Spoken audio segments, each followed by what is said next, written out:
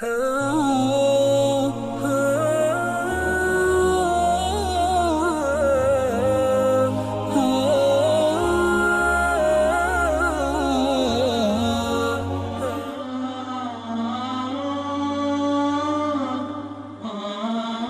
spoke about how death is the greatest reality, and that Allah subhanahu wa ta'ala said this to the Messenger sallallahu alayhi wa sallam, وَاعْبُدْ رَبَّكَ حَتَّى يَأْتِيَكَ الْيَقِينَ. So worship your Lord until the truth comes to you. We also spoke about the journey of the soul immediately after it has died. And we mentioned a very interesting verse in the Quran where Allah says, those who rejected our verses and arrogantly opposed them, the doors of the skies will never open for them until the camel enters through the thread hole of a needle notch. The needle that you sew with has a little hole on a notch. What's the possibility of a camel entering through that? Allah subhanahu wa ta'ala is saying, meaning they'll never enter it. It's impossible for them to enter paradise or for the doors to open for them in heaven. We also spoke about whether a dead person sees the angels and the angel of death. And we said that there are many indications in the Quran and the Hadiths of the Prophet ﷺ, the Sunnah, where yes, most likely they do see him. We also spoke about hastening a person's death, hastening a person's body to the grave. If it is a good soul, then you are hastening it to its rewards. And if it is a bad soul, then you are taking this filth off your shoulders. We also spoke about what happens inside the grave and the questioning of the two horrendously looking angels. The Prophet ﷺ, when he used to bury the dead with his companions, he used to advise them to stand for a little while, as long as it would take to slaughter, a small calf or something. And he would say, make dua for your brother. وَاسْأَلُوا لَهُ التَّثْبِيتِ. He used to say this, ask Allah to make him firm. فَإِنَّهُ الْآنَ يُسْأَلُ. Right now, he is being questioned. When the soil is placed over them, and you've ended the burial, it's time for people to leave. Rasul ﷺ says, wait. He is being questioned right there and then.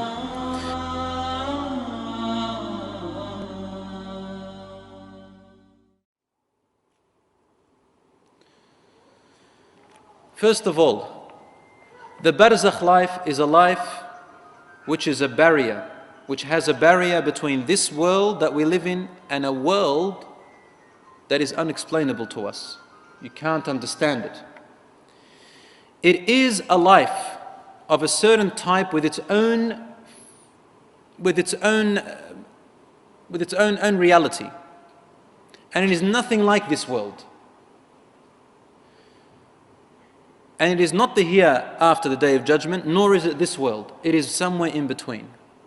Allah says in the Quran, بَيْنَهُمَا بَرْزَخٌ لَا يَبْغِيَانِ, about the two oceans that meet in this life. It says between them there is a barrier, the two seas do not mix. So we use the word barzakh. And the same word is used for that life after here, before the day of judgment. Allah says in the Quran, وَمِن وَرَائِهِمْ بَرْزَخٌ إِلَى يَوْمِ يُبْعَثُونَ. And behind them, after them, meaning after you die, there is a barzakh world, until the day you are resurrected. This points out to us that there is a life barrier that does not mix with this life and does not mix with the day of judgment. But in a verse it talks about not mixing particularly between the life after death and this world that you're living. You can't mix. You don't know what's happening to them, they don't know what's happening to you. And you cannot understand them. When you are dead, you understand what's happened though. It's a barzakh, a barrier between this life and the next, when you're dead, before the day of resurrection. This barzakh world, my dear brothers and sisters in Islam, as soon as you die, the soul begins to experience the barzakh world. If you want me to give you a slight example, if you want to get it closer to your minds, in a very slight example, but it's not exactly like that, consider dreams when you're asleep. Your body is in the room, and everyone can see your body, witness your body, touch your body, hear you. But your soul is doing something different, seeing something different, hearing something different. Isn't that right? It's in a different place. Don't even know where you are sometimes, or often. But your body is there. To the living person, the person who is awake, all I can tell you is, I see a body that's sleeping. But you're in a whole different world. Some people are sleeping, they don't even know that they're sleeping. They think it's reality. And some people know that they're sleeping when they're dreaming. Have you ever experienced that? You know you're asleep? So the barzakh world is similar to when your soul goes out when you're asleep. Similar. You don't require oxygen. Have you ever seen yourself in your dream underwater? And you're talking? Okay, sometimes it's a result of the brain, we know that. But also the soul does go to places where the soul doesn't need to survive on what your body survives. The body survives on food and oxygen, but the soul doesn't. So if you can understand dreams, you can understand the barzakh. As for me, I don't think anybody understands the phenomena of dreams and the way the soul comes out when you're asleep. And similarly, we cannot comprehend the barzakh world. This barzakh world, my dear brothers and sisters, is a temporary station between here and the hereafter, the day of judgment. In this temporary barzakh world, a person is able to find out if they are going to heaven or hell. Because the Prophet ﷺ said, the hadith of the Prophet ﷺ says, إن القبر أول منازل الآخرة فإن نجا منه أحد فما بعده أيسر منه وإن لم ينج منه فما بعده أشد منه أو أشد منه.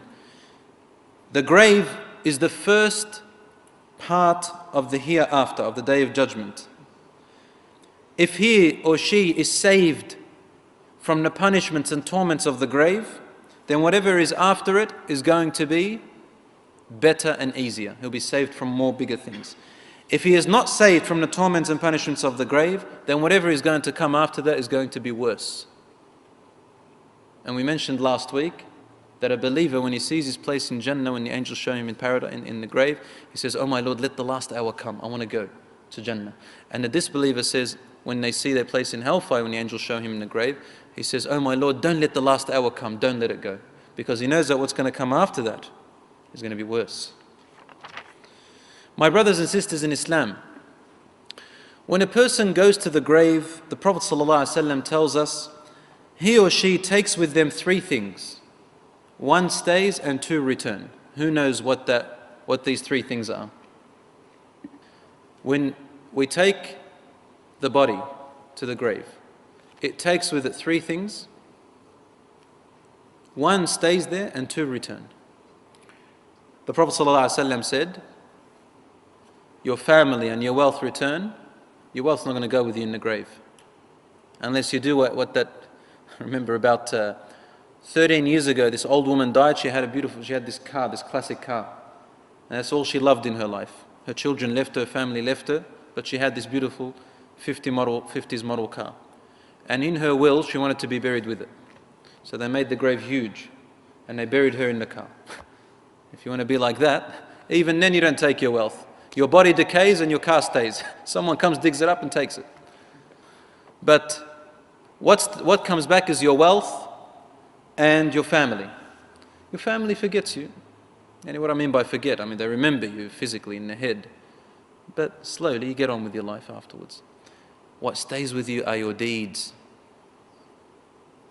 Your good and bad deeds. Because that's what's going to determine where you're going to be and what's going to happen to you in your grave.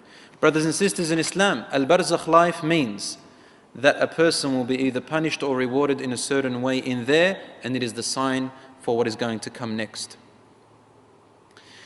The Prophet ﷺ indicates or tells us that the dead people visit each other in their grave. Now, The dead people visit each other in their grave. For he said, sallallahu alayhi wasallam, when you bury your dead, then make their kafan, make their shroud nice, and put on beautiful fragrance to them, make them presentable. For the people of the grave, yatazawarun, they visit one another.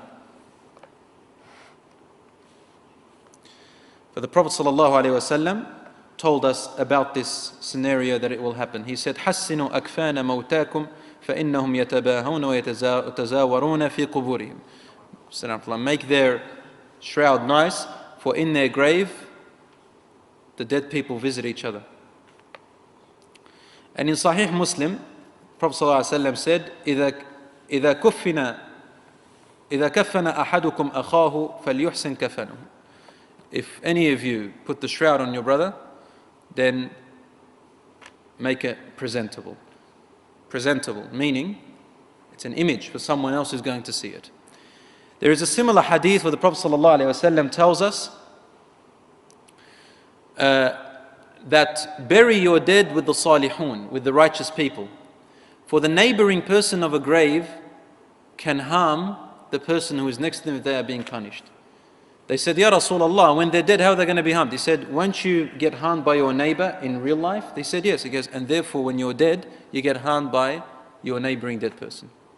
So if you can, choose a grave that is righteous. If you cannot, it's okay. Allah subhanahu wa ta'ala will look after them, make dua for them, bi-idhnihi ta'ala.